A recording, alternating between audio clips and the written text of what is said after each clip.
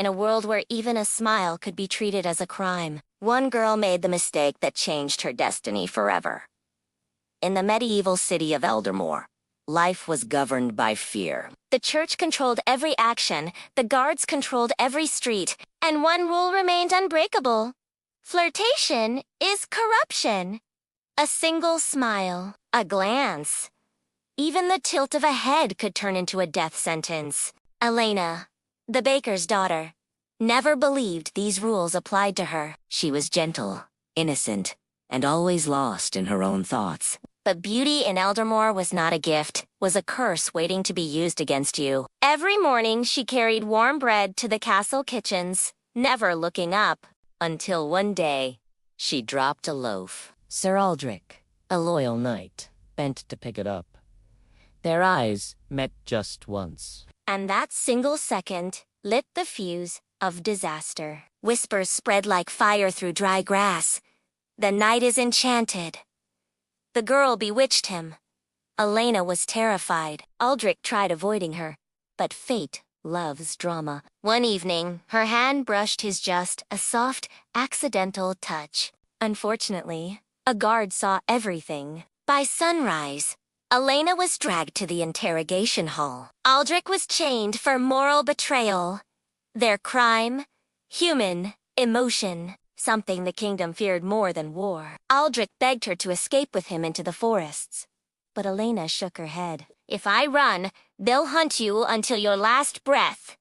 He escaped alone. She didn't survive the trial. Even today, castle workers swear that at dawn, a girl with flour on her hands walks the kitchen halls, offering warm bread, still searching for the knight who once smiled at her. In the kingdom of Varenth, emotions were controlled more strictly than weapons. The church believed that desire was the first step toward chaos, and even a wink was seen as a signal of sinful seduction. Lucien, a cheerful lute player, never took life seriously. He played music in the market, laughed with children, and flirted lightly with strangers. But one festival night changed everything. Princess Elena walked through the market disguised in plain clothes. Lucien didn't know who she was, he simply saw a beautiful girl smiling at him. During a song, he winked, playful and harmless. That tiny gesture was enough to destroy both their lives. 2 palace guards witnessed it. By morning, Lucien was chained and dragged to the palace. His crime,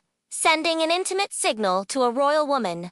Punishment could include imprisonment, whipping, even execution. Princess Elena tried defending him before the court.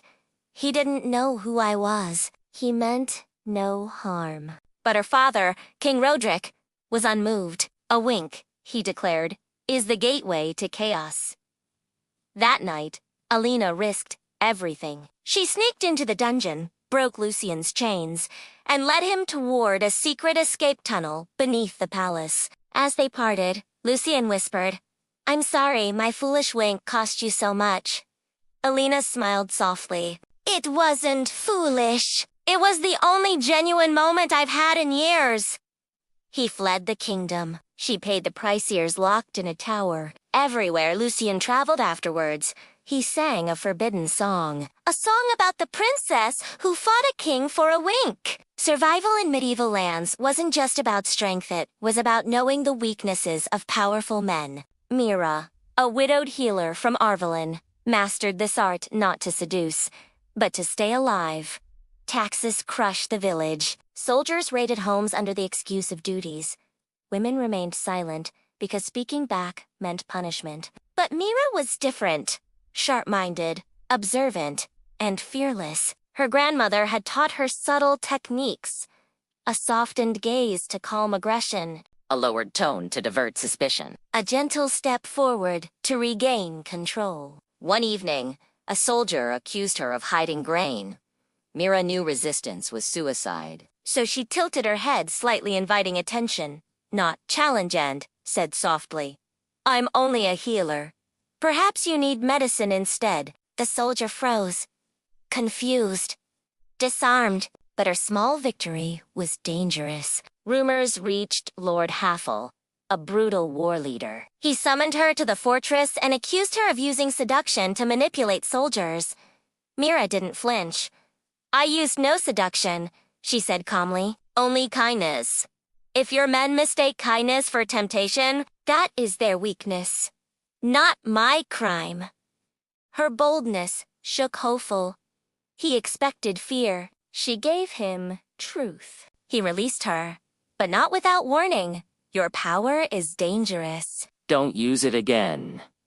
But Mira walked out with a quiet smile. She had survived not by seduction, but by exposing the insecurities of the men who feared it. Love in the medieval kingdom of Avonford was a battle fought in silence. Rowan and Elise came from families that hated each other, and public affection was forbidden. So they created their own hidden language. A drop of a glove meant "I miss you." Twisting a ring meant "Meet me at sunset." A ribbon tied on the left wrist meant "I'm in danger." 4 months. Their secret romance bloomed in crowded marketplaces and church courtyards, unnoticed by all, until one winter morning. Elise appeared wearing a red ribbon half hidden beneath her sleeve.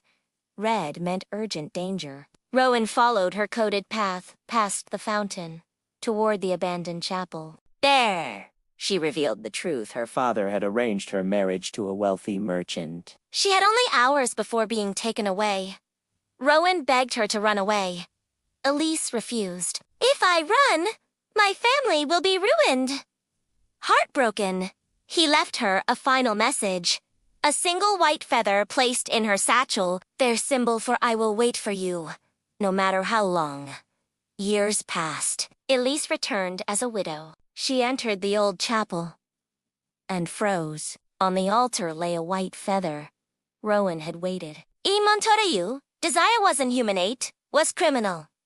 And women were blamed for causing it." Sabine, a humble seamstress, lived quietly, avoided trouble, and kept to herself. But her beauty made her a target long before she ever understood what danger truly was. Lord Remy, a nobleman, saw her one afternoon in the marketplace.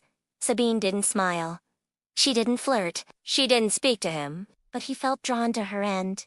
When a man of power felt desire, he needed someone to blame. She rejected his gifts, ignored his letters, and avoided him in public. Humiliated, Remy accused her in court of using seductive magic. Her trial was brutal. Did you smile at him? No. Did you look into his eyes? Never.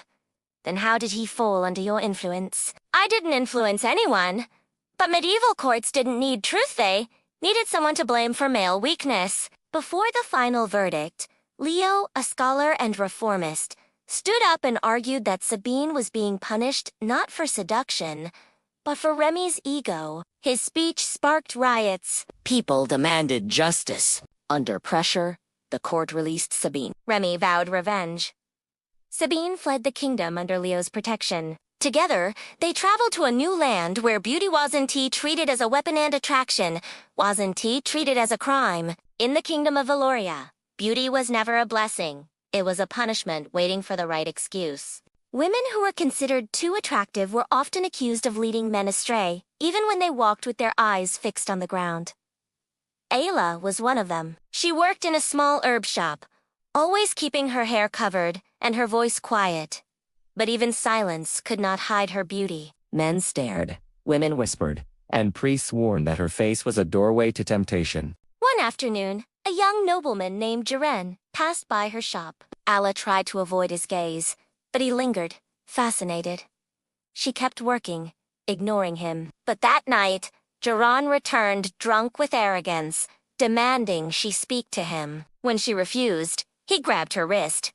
A villager pulled him away. Humiliated, Joran created a lie that spread faster than wildfire. She flirted with me. She tempted me. She is dangerous! By morning, priests announced Dalla must be questioned. Standing in front of the court, trembling yet composed, she said, "I never spoke to him. I never touched him. He wanted what I would not give. The council didn't care. Their fear wasn't of Ayla. It was of a woman they couldn't control." She was sentenced to public shaming. Asgars dragged her to the courtyard, An old woman stepped forward. Then another.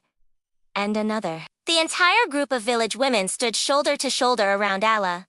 "We will not let beauty be punished," one of them shouted. The crowd grew louder.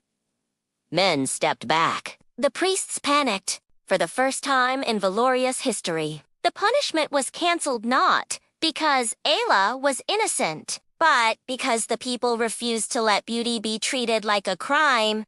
Princess Seraphine of Dalcrest was known as the Velvet Blade. She killed no one with swords but with strategy, charm, and flawless manipulation. Her kingdom was surrounded by enemies, and her father believed armies would protect them. Seraphine believed men could be played better than they could be fought. At 17, she learned her first lesson. A general will betray his king for a whisper. A diplomat will risk war for a smile. A traitor will confess everything for a single touch. When a rival kingdom sent a powerful commander, Lord Comas, to negotiate peace, Seraphine stepped in. She wore no jewels, no crown, only a soft smile and eyes that read men like books with torn covers. During the negotiation banquet, she asked Comas simple questions masked in sweetness. "How long have you served your king? Do you ever feel unappreciated? Don't you deserve more?" By midnight, she knew every flaw in his army. Comas left Dalcrest, thinking he had charmed the princess. But Seraphine had already delivered his secrets to her father. Days later, Dalcrest won a war without lifting a single sword. Comas was executed in his own kingdom for treason he never intended. Yet victory brought Seraphine no peace. Many feared her. Many hated her. Men trembled around her beauty, not because it attracted them, but because it destroyed them. And so history remembers her strangely, not as a princess, not as a villain, but as the woman who proved seduction could wage wars more effectively than armies. The streets of Blackthorn were filled with thieves, beggars, merchants, and professional seductresses known as the Lure Maidens. Women trained to trap corrupt men using charm, psychology, and flawless performance. Lyra was the youngest among them. Unlike the others, she didn't seduce for money. She seduced to expose predators. She watched from taverns, noticing which nobles harassed women, which guards extorted merchants, which priests exploited the weak. And then she targeted them one by one. Her technique was simple. A soft glance, a slow walk, a promise that felt real, but wasn't. Men followed her like bewitched animals, imagining they controlled the situation, but they never realized she was leading them toward Blackthorn, as hidden courtyard, a place where the town's secret justice group waited. One night, Sir Garland, a powerful knight, approached her. Known for abusing peasant girls, he was the most dangerous man in the region. Lyra pretended to be charmed, guiding him through dim alleys. He smirked, thinking he had conquered her. But when she whispered, "This way," just one more step, he didn't know those steps led to the people he had wronged. As torches lit the courtyard, Garland froze. Lyra stepped back. The justice circle moved forward. "This is a trap," he yelled. "Yes," Lyra replied calmly. "The kind you walked into your whole life." Garland was held accountable that night, and Lyra became a whispered legend. The girl who used seduction not for sin, but for justice. In the castle city of Aerith, flirting with a noblewoman wasn't bravery, it was suicide. Noblewomen were protected more fiercely than gold, and any man who got too close risked losing everything. Tomas, a young stable worker, learned this truth too late. Lady Ebides, the duke's daughter, often visited the stables to admire the horses. Tomas noticed her curiosity, her innocence, and the way she admired freedom more than luxury. Their conversations were short and harmless, until one sunset changed everything. As she reached for a saddle, Tomas held it steady. Their hands brushed, their eyes locked. Evelis smiled soft. Warm, unintentional. But a guard standing outside the stable saw it. By nightfall, Tomas was arrested for attempted seduction of nobility, a crime punishable by mutilation or death. Evelis tried to defend him, insisting the moment had been harmless. But her father was unmoved. Noble honor outweighed truth. On the day of Tomas's sentencing, Evelyn stood hidden in the crowd, trembling with guilt. When Tomas was brought forward, bruised and weak, he looked around desperately until he found her eyes. She mouthed, "I'm sorry." He smiled softly. Even in chains, it wasn't your fault. Just as the executioner raised his blade, Evelyn burst forward, screaming the truth. It was me! I smiled at him. The crowd gasped. The Duke's face twisted with rage, not at Tomas, but at his daughter. Both were dragged away. Both punished. Both separated forever. Rumor says that years later, Evelyn escaped the castle and visited the old stables every night, hoping Tomas's spirit still lingered where their story began. Letters in medieval times were more dangerous than swords if they hinted at desire. Ready Marian, trapped in a loveless marriage to a cold, violent lord, found comfort in writing secret letters to a young scholar named Adrian. Their messages were gentle at first. Poems, thoughts, small notes slipped between books. But soon, the letters grew intimate.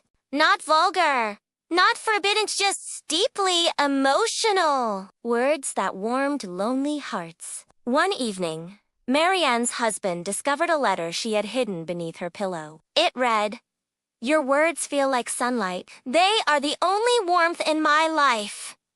That single sentence sealed Adrian's fate. He was dragged to the torture chambers, accused of seducing a noblewoman through written sin. Marianne was imprisoned in her own rooms, watched day and night. During interrogation, Adrian refused to blame Marianne. She never seduced me. I loved her words, not her body. But in medieval courts, love itself was a crime. Marianne planned her escape with the help of a loyal maid. She bribed a guard, forged a seal, and sneaked into the dungeons, disguised as a healer. When she reached Adrian's cell, he was bruised but alive. "We don't have much time," she whispered. He took her hand. "Even if we die, I'm glad we loved."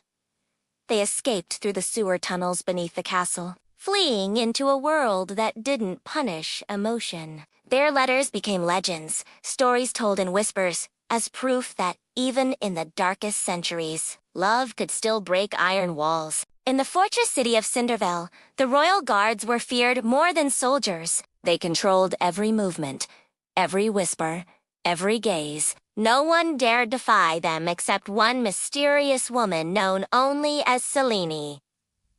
Selene wasn't just beautiful. She was dangerous in a way beauty could never explain. She moved through the city like smoke, silent, hypnotic, impossible to capture. Rumors claim she could enter the tightly guarded palace without leaving a single footprint behind. Her real mission, to expose the corruption of the royal guards who abused their power. One night, she targeted Commander Varick, a man who believed he owned every woman who crossed his path. Selene approached him in the tavern not with flirtation, but with confidence that made men crumble. She pretended to be charmed by him, laughing softly, leaning closer, asking questions that felt innocent but were traps disguised as compliments. Varick took the bait. By midnight, he boasted drunkenly of every crime he'd committed: extortion, assault, bribery, torture. Selene memorized each detail. Then she whispered, "Walk with me." "Somewhere quiet." He followed eagerly, believing he had conquered her. But she led him to the cliffside, overlook where the hidden council of Cindervale waited in the shadows. "Commander Varick," Selene said, stepping aside, "your mouth signed your downfall." Varick lunged at her, furious, but Selene slipped away like wind. The guards seized him, and by sunrise, the kingdom learned the truth. The feared commander was a criminal. Selene vanished afterwards. Some say she still roams Cindervale, a ghost-like seductress who destroys monsters by becoming the fantasy they fall for. In the strict kingdom of Ferrandel, lovers didn't speak freely, they whispered in codes. The church watched every couple, determined to crush sinful affection before it grew. Even innocent attraction was punished. Elara and Finn had grown up together. They had loved each other long before they knew what love meant. But now, as adults, they lived in constant fear. One wrong word, one wrong gesture, one wrong glance, and everything could end. So they created their own secret language. A tug on the sleeve meant, "I'm thinking of you." A tap on the table meant, "Meet me tonight?" A hand resting lightly on a book meant, "I'm in danger." For months, their coded romance survived the harshest laws, until the day a priest noticed Finn tapping his fingers on the church pew in a repeating rhythm. A rhythm only Elara should have understood. Suspicion spread. Finn was summoned for questioning. Elara was watched day and night. Terrified but determined, Finn snuck out of his confinement during a storm. He rushed to Elara's home, tapping their secret code against her shutter. She opened the door, tears streaming. "We can't stay," he whispered. "They'll destroy us!" With nothing but a small bag and their shared courage, they fled into the night. Through forests, across rivers, past borders. Years later, travelers in distant inns told stories of a married couple who communicated with mysterious taps and gestures, whispers of a love language that once kept them alive. Queen Lysandra of Averin wasn't known for kindness. She was known for victory, and she achieved it without lifting a sword. Her power didn't lie in armies or alliances, but in something far more terrifying. She understood the desires men hid even from themselves. When the northern rebels threatened her throne, Lysandra didn't send soldiers. She sent invitations, private dinners, quiet meetings, beautifully written letters, dripping with charm. The rebel leaders believed they were special, chosen, desired. At each dinner, Lysandra greeted them with warmth and gentle laughter. She asked about their lives, their dreams, their fears. She made them feel understood in a way their wives, allies, and even their gods never had. And then, when each man reached the height of trust, she loosened her grip. With soft smiles, she planted seeds of insecurity. Do your men truly support you? Does your partner respect your leadership? Are your advisors loyal? Do you deserve more power? Within weeks, the rebellion tore itself apart from the inside. Leaders fought. Alliances shattered. Armies crumbled without a drop of royal blood spilled. When the dust settled, Lysandra walked onto the battlefield not to celebrate, but to witness the destruction pride had caused. Her generals asked, "Your Majesty, how many enemies did you kill?" She answered, "None. I only reminded men of what they crave." History wrote her as a seductress, but those who understood whispered another truth. Lysandra didn't use seduction to destroy men, she used men's desires to destroy each other. In the medieval village of Ironford, flirting wasn't entertainment, it was treason. The church believed desire led to sin, and sin led to chaos. So they enforced harsh punishments to control even the smallest spark of attraction. The worst story came from a girl named Thalia. She worked at the village well, helping people draw water. One day, a traveling bard passed through. He was charming, cheerful, and spoken like a man who carried sunshine in his throat. Thalia smiled at his jokes nothing more. A jealous villager saw it And reported her. Within hours, she was dragged to the punishment square. Her crime, improper exchange of smiles. The priest declared that her smile had invited impurity. Her punishment, public humiliation. Tied to a post, forced to stand for hours, as villagers whispered, she bewitched him. She tempted him. She is dangerous. But when the bard returned from the nearby inn and saw her suffering, he stepped forward and shouted, "It was me!" I made her smile. "Punish me." The villagers gasped. A man defending a woman? Unheard of. The priest refused, trying to continue the shaming, but something unexpected happened. People began murmuring, then arguing, then shouting. For the first time, the villagers questioned the law. By nightfall, Thalia was freed not because the priest believed her innocence, but because the people refused to let cruelty continue. That day, flirting didn't bring punishment. It brought revolution. In the cold kingdom of Asterholm, people lived with frozen expressions not because they lacked emotion, but because smiles were dangerous. The church had declared them temptations of the flesh, And a smile directed at the wrong person could mean prison. Evan, a quiet blacksmith, understood this better than anyone. He kept his eyes down, his face stiff, his lips sealed. But everything changed the day he met Helena. Helena wasn't extraordinary.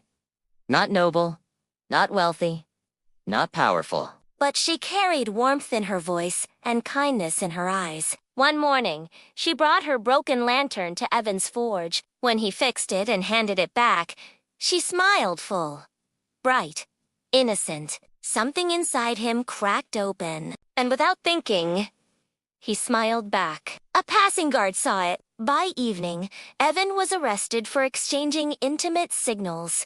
Helena was summoned for questioning. She tried explaining the truth, but the church didn't care about truth.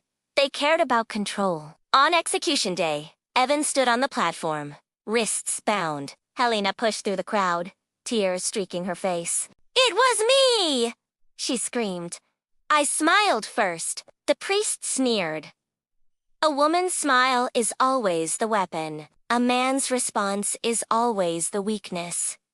The crowd murmured. People had suffered too long under these twisted laws. Suddenly, someone shouted, "This is madness!" More voices joined. Then hundreds. Before the priest could react, villagers stormed the platform and freed Evan. That night, Asterholm changed forever. Not because of rebellion, but because two ordinary people dared to smile.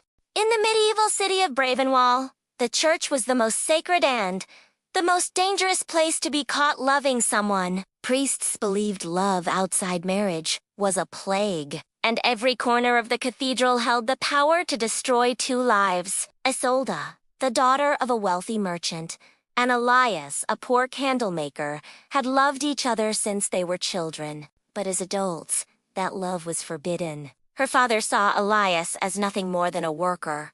The church saw desire as sin. So the only place they could meet was the cathedral, hidden in the shadows where candlelight couldn't reach. Every Sunday night, after Mass, Isolde pretended to pray late. Elias stayed behind two clean candles. But really, they met behind the thick pillars, holding hands like criminals. One night, as rain hammered the stained glass windows, Isolde whispered, "Father is marrying me to a nobleman. We only have 1 week." Ilias's heart shattered. "We'll run," he said. "Tonight. Right now!" Before she could respond, a cough echoed through the chamber. A priest stepped forward, torch raised. He had seen everything. Elias was seized and dragged into the penitent's chamber. Isolde was locked in her home. Their crime, secret affection inside holy walls. But fate wasn't finished. During a violent storm, lightning struck the cathedral roof, collapsing a section of the wall. Elias escaped his cell, wounded but alive. He ran barefoot through the rain to Isolde's home, climbed her window, and reached her before the guards noticed. They vanished into the storm together. And for years afterward, lovers whispered a legend. If you stand in the cathedral's shadows at midnight, you can hear two hearts running toward freedom. Lady Riona was never meant to be noticed. As a lady-in-waiting to Princess Amara, she lived in the background, obedient, invisible. That was the rule. Because in royal courts, invisibility was survival. But then Prince Kael saw her. It wasn't intentional. She dropped a tray. He bent to help. Their eyes met. Something dangerous sparked between them, something forbidden. Kael began finding excuses to visit the princess's chambers. He spoke to Riona more than to his sister. He complimented her voice, her kindness, her intelligence. And one night, under moonlight, he whispered, "I feel chained to this crown. But with you, I feel alive." Riona knew the risk. A prince's affection could destroy a woman of her rank, but hearts don't care about consequences. For weeks, they met in secret whispers behind curtains, stolen touches in corridors, letters hidden under pillows. But princesses see everything. Amara discovered a letter Kael wrote to Riona, filled with longing no royal sister should read. Jealousy twisted her heart not because she loved Kale, but because she hated the idea of a servant having something forbidden. She reported Riona to the king. Riona was dragged to trial for seducing the heir to the throne. Kale pleaded, took the blame, begged for mercy. But the king knew one truth. It is easier to punish a nobody than a prince. Riona was banished, stripped of rank, name, and home. Kale never married. He visited the edge of the forest every week, hoping she would return. Some say she still watches the palace from the shadows. A ghost of the love the crown was too afraid to let live. In the archives of the lost city of Mortavia, historians found something chilling in an old manuscript describing the seductive tactics women used not to attract men, but to control their fate. The manuscript centered around one woman, Eleonora, the thrice-charmed. Eleonora was born into poverty, but she possessed something far more powerful than wealth awareness. She studied men the way scholars studied stars. She knew their fears, their habits, their desires. Her first tactic was the accidental touch, a gentle brush of fingers that made violent guards soften. Her second was the lowered gaze. Not submission, but an illusion of innocence. Her third was the pause. A moment of silence that made men reveal more than they intended. Eleonora didn't use these tricks for romance. She used them to survive the brutality of Mortavia's ruling council. When the council's tax collector tried extorting her village, Eleonora approached him, pretending curiosity, playing into his ego. Her soft questions led him into boasting about his secret corruption. She repeated the tactic with several council members. Then she exposed them, all using their own words. The council was overthrown. The people crowned her as a protector, but historians later realized something darker. Eleonora didn't seduce men because she wanted power. She seduced them because the only weapon women had in Mortavia was understanding what men feared they couldn't resist. Sir Adrian, youngest courtier of the royal hall, knew one rule above all: never fall in love with royalty. But Princess Alira wasn't like other royals. She treated him like a human, not a servant. She asked about his dreams, not his duties. She laughed at his jokes, not at his position. Over months, quiet admiration turned into something louder love that neither dared speak aloud. One evening, during a moonlit masquerade, Alira pulled Adrian into the balcony garden. "Remove your mask," she whispered. When he did, she smiled with a softness he'd never seen. "You're the only one who sees me." In that fragile moment, she touched his cheek, and Adrian foolishly, fearlessly kissed her. It lasted one heartbeat, but that was enough. A guard saw them. By dawn, Adrian was chained for defiling royal purity. Alira was locked away. Her father demanded Adrian's execution, but Alira sent a message through her maid. At midnight, the East Gate. Adrian broke free using a sharpened chain link, sprinting through corridors, bleeding and desperate. At the East Gate, Alira waited, cloaked and trembling. "Do you still want to run?" she asked. "With you?" he breathed. "Always." They escaped on horseback, chased by guards until dawn. They vanished into the forests, becoming legend. The courtier who kissed a princess and chose death over regret, and the princess who chose love over her crown. Aldemar House was the most feared noble family in the region. Rich, powerful, ruthless. No one dared cross them, until love became the trap that destroyed them. Lady Cameria, the family's only daughter, was known for her beauty and her loneliness. She lived surrounded by luxury but starved for affection. Then came Dorian, a charming traveler who arrived with nothing but a lute and a smile. Cameria met him during a spring festival. He sang by the fountain, and for the first time, she felt something real. Dorian admired, not her beauty, but her soul, something no nobleman had ever bothered to see. They began meeting secretly in the garden maze. Cameria would sneak out with candles. Dorian brought melodies.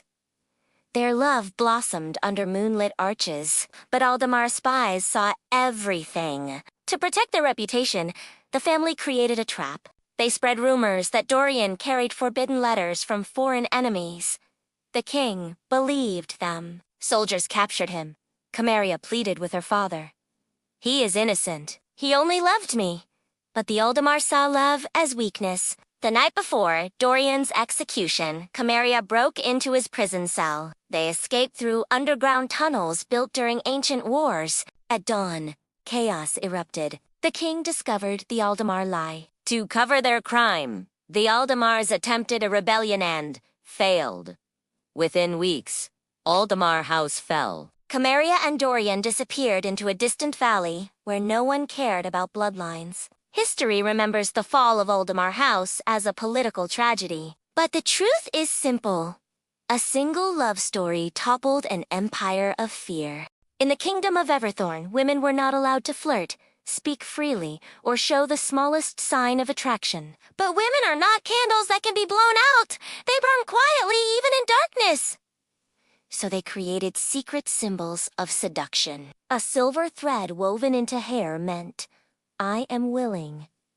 A black ribbon on the wrist meant, meet me after dusk. A small pearl tucked behind the ear meant, I'm watching you. And a red bead hidden in the dress seam meant, I want you. But we must be careful. Leora, a young seamstress, was the one who invented these symbols, yet no one knew. She designed them not to attract men, but to protect women. Because in Everthorn, if a man misbehaved, women were blamed. If a man desired, women were punished. One day, a nobleman named Lord Halden became obsessed with Leora. She never spoke to him, never looked at him, but he saw the red bead on her dress and assumed it was for him. It wasn't. It was for Rohan, a gentle blacksmith she had secretly loved for months. Halden confronted her in public, accusing her of sending seductive signals.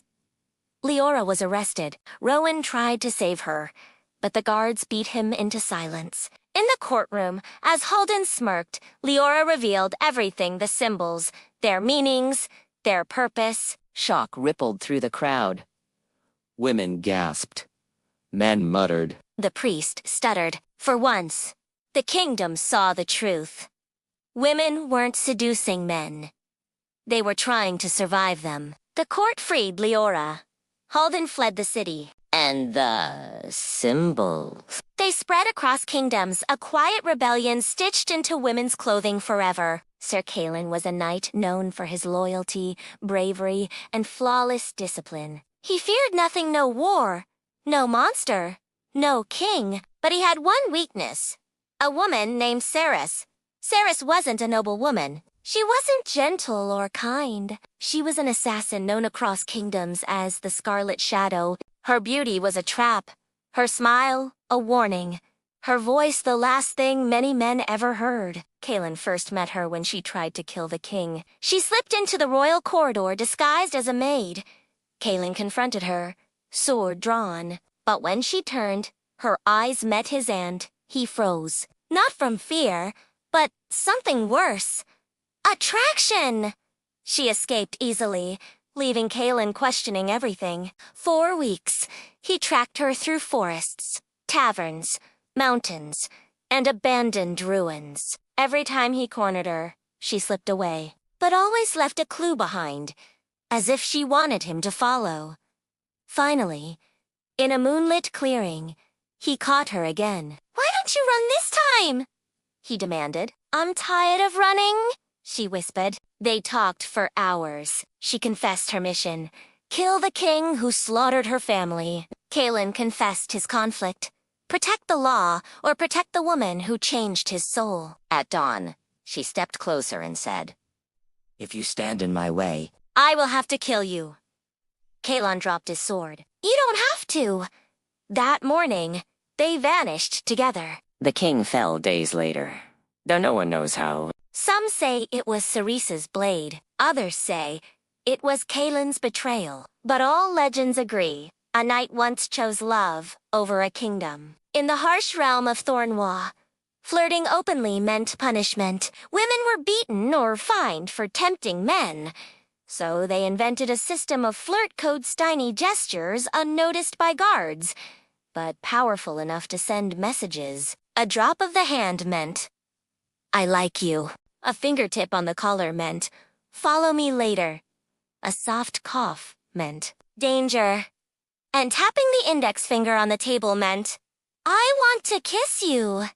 Nira, the miller's daughter, was an expert in these codes. She used them to communicate with Jackson, a young hunter she adored. Their love was pure, but they lived in fear of being discovered. One evening, in the crowded tavern, Nira tapped her index finger lightly on the wooden table. Jackson smiled. Subtly he understood. She wanted to meet him under the oak tree, but a guard noticed the tap. Not its meaning, just the rhythm. He had seen it before. He stormed toward her. You used the forbidden code. Nira froze. Jackson stood up, ready to fight, but she shook her head one tiny motion. Don't! The guard dragged her outside, preparing for public punishment. Just when the whip was raised, dozens of women stepped forward. They tapped the same rhythm on the ground, hundreds of fingertips, hitting dirt like falling rain. The guard's face paled. The meaning was clear. We aren't afraid anymore. The officials backed down. Nira was freed. The flirt codes spread across Thornwall, not as secret symbols of desire, but as signs of rebellion. Brother Lucan was a monk known for discipline so strong, even the abbot admired it. He prayed before sunrise, worked until dusk, and vowed to avoid all earthly temptations forever. But temptation has a way of finding the purest hearts. One night, during a storm, a mysterious woman burst into the monastery soaked, trembling, desperate. Her name was Arya. She claimed she was fleeing soldiers who wanted to kill her. Lucan tended her wounds, offered shelter, and prayed with her. But Arya's presence was different from anyone he had ever known. Her eyes held sadness deeper than oceans. Her smile broke every vow he had sworn. Every time their hands brushed, a spark lit inside him, one he tried desperately to extinguish. 4 days, she stayed in the monastery. 4 days. Lucan fought a war inside himself. One night, soldiers arrived. Arya clutched Lucan's arm. If they find me, they'll kill me!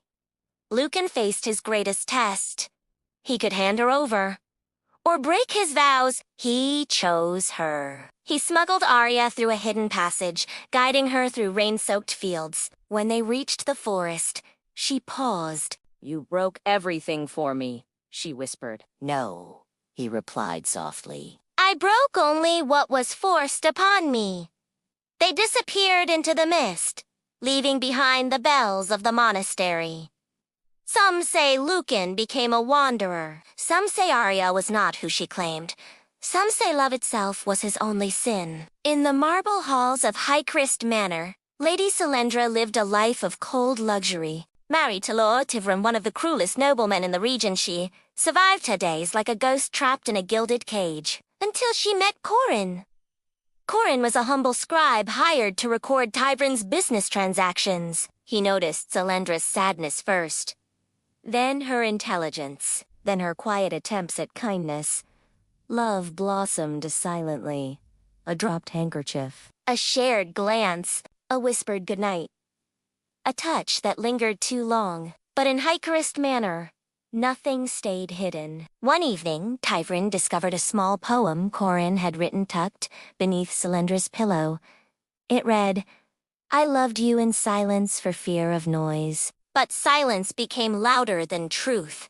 Tivran saw red. Corin was dragged to the dungeon. Selendra was locked in her chamber. At dawn, Tivran ordered Corin's execution. Selendra screamed, begged, Even offered her dowry. Nothing moved her husband. But when Corin was brought to the courtyard, Selendra broke free. She stood before the executioner and shouted, If he dies, I die beside him. The crowd gasped. Tivran hesitated, not from mercy but from fear of scandal. A noblewoman dying publicly could destroy his reputation. He exiled Corin instead. Selendra waited for 3 years, pretending loyalty while dying inside. When Tivran finally went to war, she fled the manor and rode across borders until she found Corin in a distant village. The day she arrived, Corin dropped his tools and whispered, I knew you would come. Their love was dangerous. But the most dangerous thing of all was that it survived. In the kingdom of Ebonreach, there was one law stronger than any sword.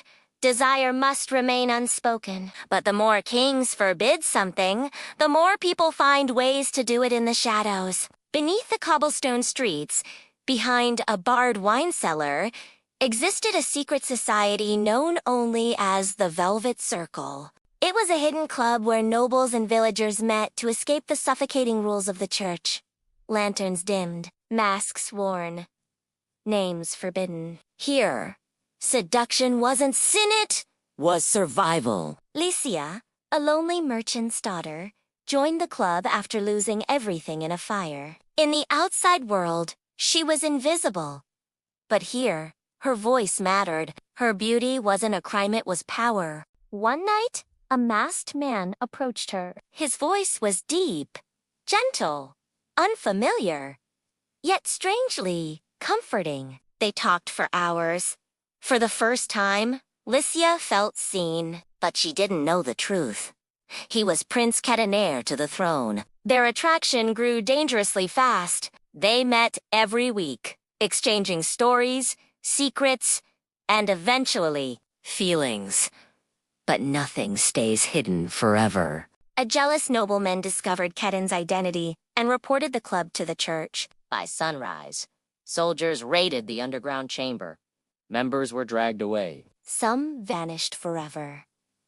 Licia was arrested. Keten was forced to watch from the palace windows, helpless, enraged. When the priest demanded she reveal the prince's identity, she said one sentence that became legend. He came here to feel human. I won't take that from him.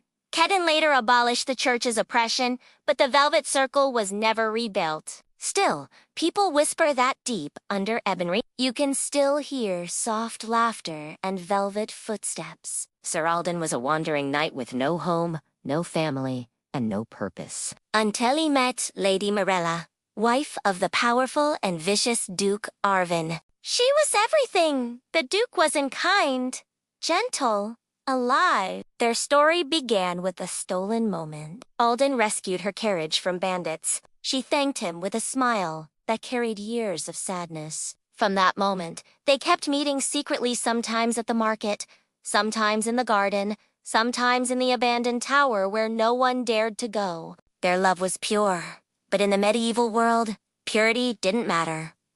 Politics did. One night, the Duke returned early from war and found a single thing Alden had left behind: a knight's glove on Morella's windowsill. That was enough. Alden was captured. Morella was dragged to court. The Duke demanded her execution for betrayal. The crowd gasped, horrified, but no one dared speak. When Alden was brought forward in chains, he screamed, "Spare her!" She did nothing. "Take my life, I loved her." The Duke smirked. "Exactly. That is why you both must die." Before the sentence, Morella stepped toward Alden and whispered, "At least we loved once. That is more than some people feel in a lifetime." Just as the execution began, rebels stormed the court peasants who had suffered under the cruel Duke for years. In the chaos, Alden broke free and carried Morella out of the burning hall. They escaped into the mountains, wounded but alive. The Duke died that night. And the legend of the knight and the forbidden wife spread through every kingdom. A story about love so strong it killed a tyrant. In the grand kingdom of Dravenfall, King Rael was feared by all. His word was law, his army unmatched, his temper deadly. No one dared speak against him. Except one girl, Ellen. She was only 19, a dancer from a traveling troupe, with eyes sharper than daggers and a voice that could tame any crowd. When she performed at the palace, Rael felt something he had never felt before: weakness. He summoned her that night. But Ellen wasn't like other court women, who bowed and trembled. She spoke to Rael as if he were human, not a king. She made him laugh, something he hadn't done in years. Within days, he fell under her spell completely. But Ellen had a secret.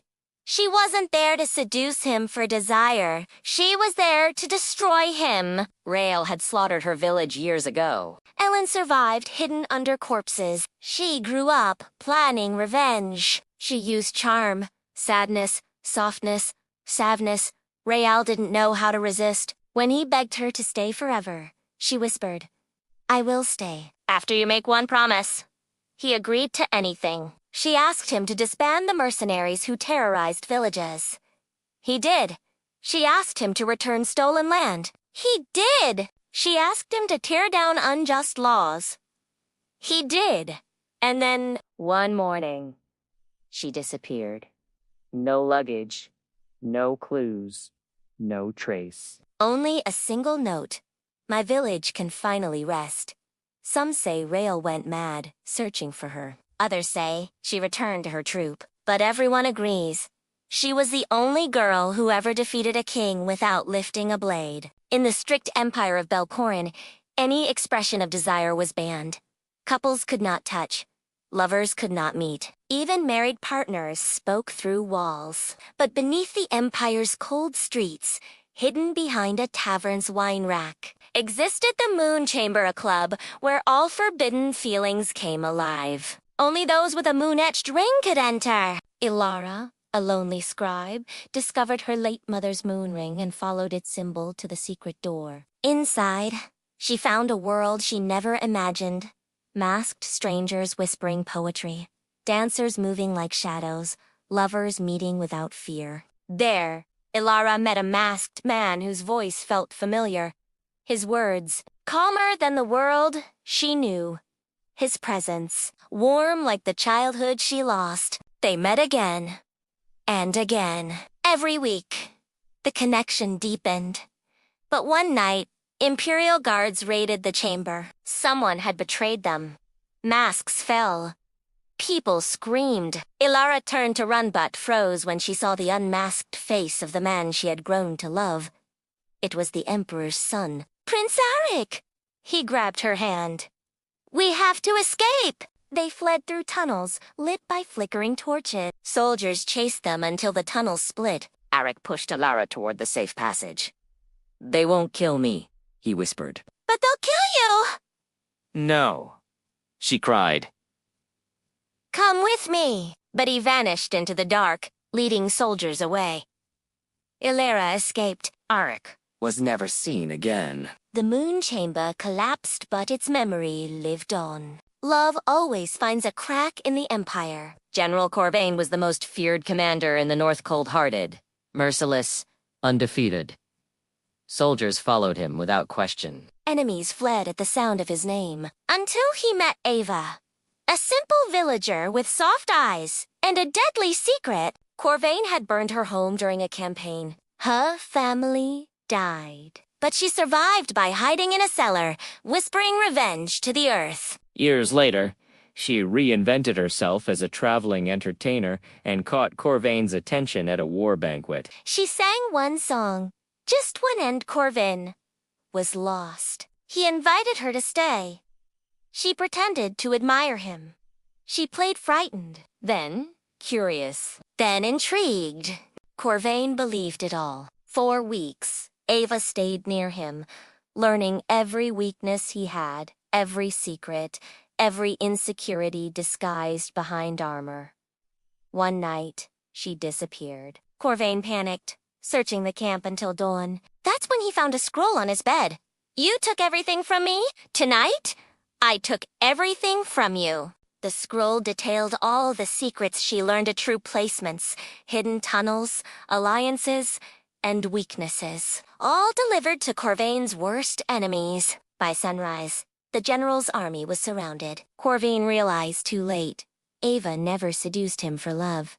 She seduced him for vengeance. She toppled an entire war machine with nothing but charm, patience, and pain sharpened into strategy. No one ever found her again. But soldiers whisper that Corvain still wakes up screaming her name, not because she destroyed him, but because she did it with a smile he never saw coming.